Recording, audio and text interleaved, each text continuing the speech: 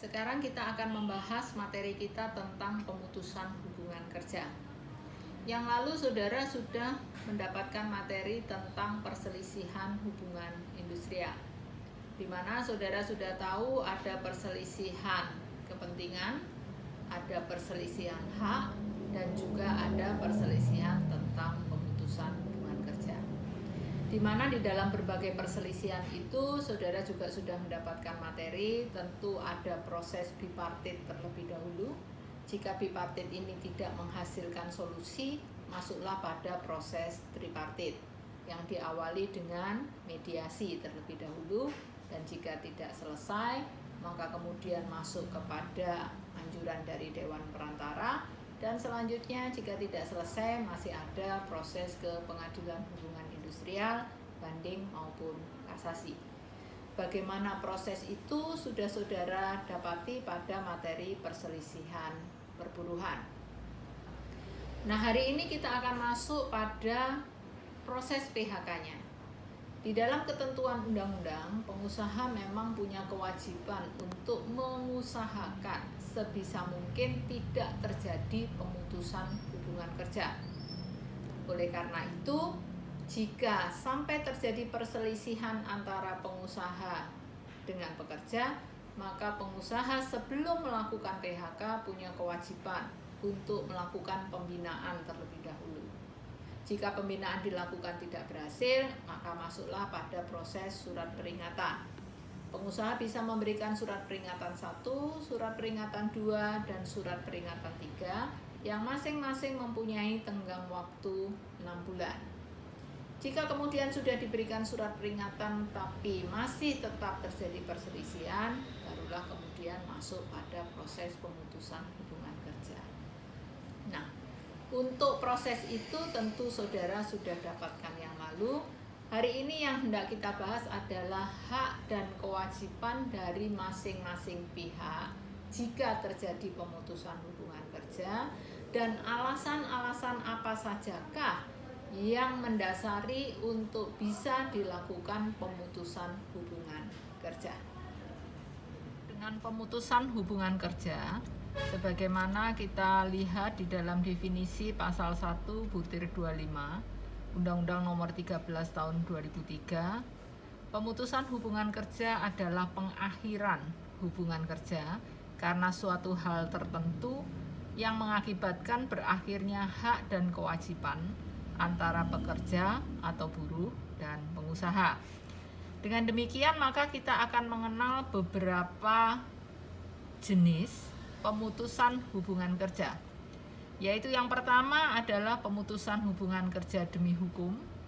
Kemudian nanti kita akan mengenal pemutusan hubungan kerja oleh pihak pekerja dan pemutusan hubungan kerja oleh pihak pengusaha. Yang pertama yang akan kita lihat adalah pemutusan hubungan kerja demi hukum, yaitu dalam hal ini adalah pemutusan hubungan kerja yang terjadi dengan sendirinya tanpa ada kehendak dari pekerja maupun kehendak dari pengusaha. Dalam hal apa saja pemutusan hubungan kerja ini bisa terjadi demi hukum? Adalah yang pertama karena perjanjian kerja waktu tertentu yang telah berakhir jangka waktunya. Dengan telah berakhirnya jangka waktu di dalam perjanjian kerja waktu tertentu, maka berakhir pula lah hubungan antara pekerja dan pengusaha secara hukum. Yang kedua, bahwa pemutusan hubungan kerja demi hukum juga bisa terjadi karena meninggalnya pekerja, di mana hal ini juga kita bisa tarik dari pasal 1331 Kitab Undang-Undang Hukum Perdata yang menentukan bahwa seseorang hanya dapat mengikatkan diri untuk dirinya sendiri. Artinya tidak berlaku untuk ahli waris dari pekerja. Kemudian yang ketiga, pemutusan hubungan kerja demi hukum juga bisa terjadi saat pekerja atau buruh memasuki usia pensiun.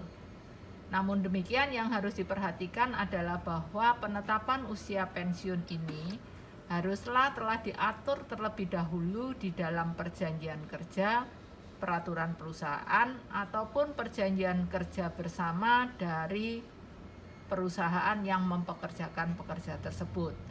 Sepanjang di dalam perusahaan tersebut belum menetapkan usia pensiun, maka tentu ketentuan ini juga belum diberlakukan. Berikutnya tadi yang kedua adalah pemutusan hubungan kerja juga bisa terjadi atas kehendak pekerja. Berdasarkan teori hukum perjanjian bahwa salah satu pihak diperbolehkan untuk memutuskan perjanjian dengan persetujuan pihak lainnya. Oleh karena itu, berdasarkan asas keseimbangan dan keadilan, pihak pekerja dapat mengajukan permohonan kepada pengusaha untuk memutuskan hubungan kerjanya, yaitu yang pertama, dengan alasan pekerja atau buruh mengajukan permohonan atau permintaan pengunduran diri, dan ini harus dibuat secara tertulis atas kemauan pekerja sendiri. Tidak boleh lalu permohonan ini menampakkan adanya tekanan atau intimidasi dari pengusaha.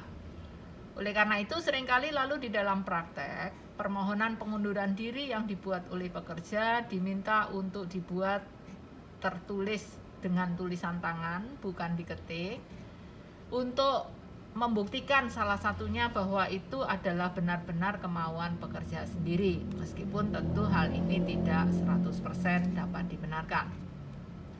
Kemudian yang kedua, pekerja juga berhak untuk meminta pemutusan hubungan kerja dari pengusaha jika pengusahanya yang melakukan kesalahan.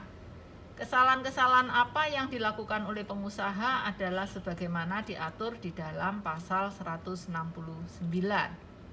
yaitu yang pertama, pengusaha melakukan penganiayaan, pengusaha menghina secara kasar atau mengancam pekerjanya, pengusaha membujuk atau menyuruh pekerja untuk melakukan perbuatan yang bertentangan dengan peraturan perundang-undangan, pengusaha tidak membayar upah tepat pada waktu yang telah ditentukan selama 3 bulan berturut-turut atau lebih, atau pengusaha tidak melakukan kewajiban yang telah dijanjikan kepada pekerja atau buruhnya. Kemudian pengusaha memerintahkan pekerja atau buruh untuk melaksanakan pekerjaan di luar yang diperjanjikan, atau pengusaha memberikan pekerjaan yang membahayakan jiwa, keselamatan, kesehatan, dan kesusilaan pekerja, sedangkan pekerjaan tersebut tidak dicantumkan di dalam perjanjian kerja. Jika 6 hal ini terjadi, maka pekerja berhak untuk mengajukan permohonan agar diputuskan hubungan kerjanya. Kemudian yang ketiga, PHK yang terjadi karena dikehendaki oleh pengusaha. Dan hal inilah yang paling banyak terjadi.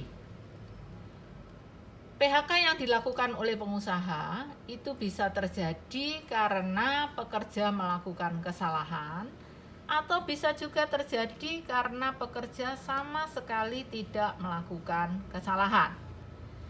Jika pekerja melakukan kesalahan, itu pun masih bisa dibedakan dalam 2 bagian, yaitu apakah melakukan kesalahan berat ataukah bukan kesalahan berat.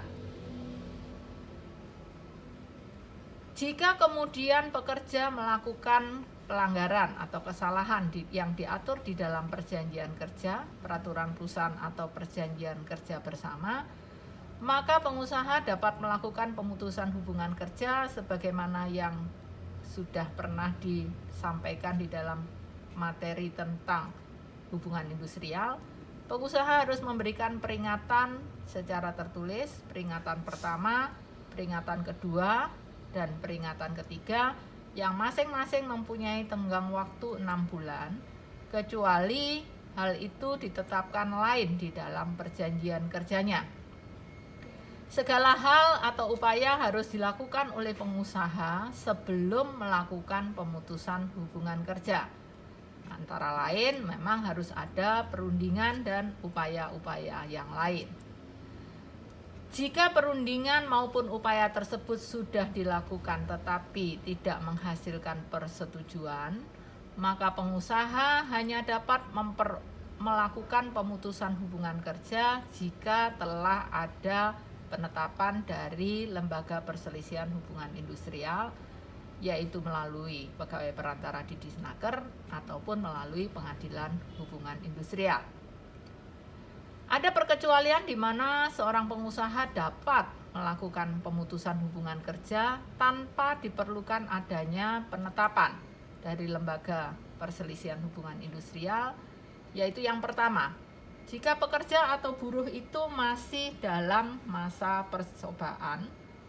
Dan harus diingat bahwa masa percobaan itu hanyalah berlaku 1 kali untuk dalam jangka waktu 3 bulan. Kemudian berikutnya adalah bahwa pemutusan hubungan kerja yang dilakukan oleh pengusaha, tadi kita membahas, yaitu bisa terjadi karena tanpa kesalahan ataukah karena kesalahan.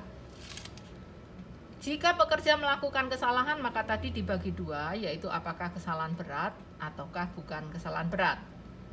Undang-Undang Ketenagakerjaan hanya mengatur jenis-jenis kesalahan berat, yaitu antara lain pekerja melakukan penipuan, pencurian, atau penggelapan barang atau uang milik perusahaan. Pekerja memberikan keterangan palsu atau yang dipalsukan, pekerja mabuk di tempat kerja, pekerja melakukan perbuatan asusila, atau pekerja menyerang, menganiaya, mengancam, atau mengintimidasi teman sekerja atau pengusaha di lingkungan kerja. Pekerja membujuk teman sekerjanya untuk melakukan perbuatan yang bertentangan dengan peraturan perundang-undangan, atau pekerja dengan ceroboh atau sengaja merusak atau membuat dalam keadaan bahaya barang milik perusahaan, atau pekerja membocorkan rahasia perusahaan, melakukan perbuatan lain di lingkungan perusahaan yang diancam dengan pidana penjara 5 tahun atau lebih.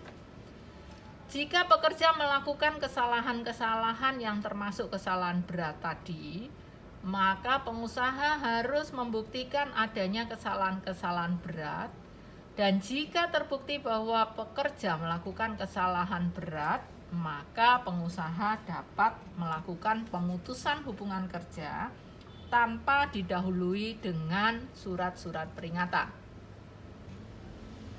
Selain hal yang disebutkan tadi, maka adalah bukan merupakan kesalahan berat. Misalnya, pengusaha menentukan adanya pemakaian seragam, tetapi pekerja tidak memakai seragam dan hal itu tidak diatur sebagai kesalahan berat, maka berarti kesalahan yang dilakukan bukan termasuk kesalahan berat. Kemudian bahwa seorang pengusaha juga dapat melakukan pemutusan hubungan kerja meskipun pekerja atau buruh tidak melakukan kesalahan apapun. Dalam hal apa itu bisa terjadi? Misalnya adalah karena terjadi perubahan status perusahaan, penggabungan perusahaan, peleburan atau perubahan kepemilikan perusahaan. Misalnya perusahaan ini berupa sebuah perseroan terbatas, di mana lalu pemegang saham menjual seluruh sahamnya kepada pihak lain, berarti akan terjadi perubahan kepemilikan dari perusahaan tersebut. Dalam hal yang demikian, maka PHK dapat dilakukan. Kemudian juga bisa terjadi perubahan atau penggabungan atau peleburan tadi, bisa saja pekerja atau buruhnya yang tidak bersedia melanjutkan hubungan kerja, atau sebaliknya pengusahanya yang tidak bersedia melakukan hubungan kerja.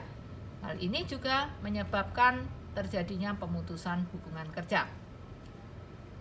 Kemudian juga jika perusahaan itu tutup disebabkan karena mengalami kerugian, baik secara terus-menerus selama 2 tahun ataupun tidak, maka ini juga dapat menyebabkan terjadinya PHK. PHK karena bukan kesalahan pekerja, yaitu bisa juga karena perusahaan melakukan efisiensi atau pengurangan jumlah pekerja dengan berbagai alasan. Maka pekerja yang terkena efisiensi ini juga di PHK tanpa kesalahan. Berikutnya adalah karena perusahaan pilot. Jika perusahaan dinyatakan pilot, maka pengusaha juga bisa mengajukan permohonan untuk mem-PHK. Kemudian bisa juga terjadi karena pekerja atau buruh meninggal, atau pekerja atau buruh memasuki usia pensiun, dan juga karena pekerja atau buruh mengalami sakit yang berkepanjangan, dan ini adalah tidak lebih dari 12 bulan. Itulah berbagai hal yang bisa kita lihat bahwa ada 3 kriteria PHK itu terjadi. Baik, untuk selanjutnya kita akan lanjutkan nanti pada pertemuan kita berikutnya. Terima kasih.